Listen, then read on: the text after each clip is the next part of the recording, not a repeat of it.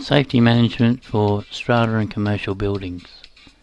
This is one of a two-part series where we'll be looking at the requirements from underneath the legislation that affects body corporates and owners corporations around Australia. So we'll be looking at those impacts from them. We'll go through a case study as well and give you an idea on the duty of care and how to minimise your impact. Okay, so the Workplace Health and Safety Act requires all persons who conduct a business, or whoever is a person who's in management of the workplace or control of the workplace, needs to minimise their risk. So the body corporate has been deemed as a work area because you've got contractors coming to and from, and there's been some litigation where this has come into contention where a Telstra worker was working from home and she was walking down the stairs and she had her stockings on. She slipped going down the stairs and actually hurt herself by falling down the stairs, and because she was working from home, that was considered to be a workspace, and Telstra was sued for not for providing a safe workplace. So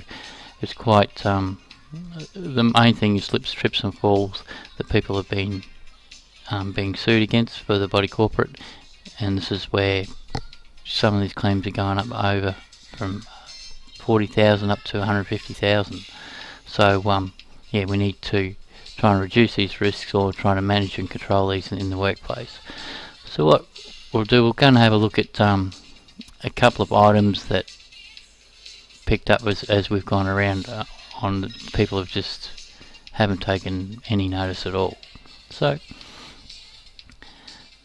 the regulations require the person who's in control of the workplace to ensure that there's a safe place of work that's been prepared. So the workplace risks must be maintained and reviewed if necessary on a yearly basis or a bi-yearly if no hazards are apparent. So let's have a look at some of these lovely little items here. So the first one here, this is a two-storey building. Nice little barbecue decided to be put on the common area balcony. So you imagine you're cooking a barbecue up here, that's fine, and then the poor person who's going to go in their unit underneath, the risk of that is having a burning oil going on top of them. So that's a fairly high risk, and it hasn't even been authorised from the body corporate, not to mention the cylinder sitting on the side. So, or what if a big gust of wind comes along and blows that lid off and also that brick? So that could be a projectile coming off from there. So that's the first part.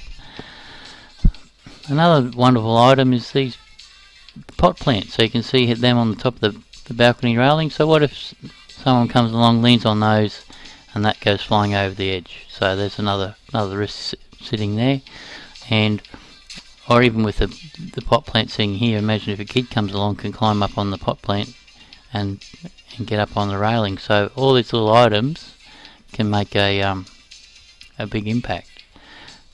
Non-standard stairs. These are a nice one as well. So they're a non-standard stair. So they're so what if you're coming down there with your shopping or something like that and trip over? You've got no handrail to grab onto. So we need to make sure that things are done by the Building Code of Australia to make sure or to minimise the risk. So there's three good items there that give you an idea on some of the things that can go wrong.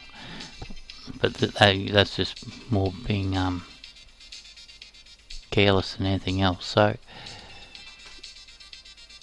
you can either contact Sydney or myself, and we'll be happy to help you to give you an idea on how to minimise your risk to your body corporate and owners corporation.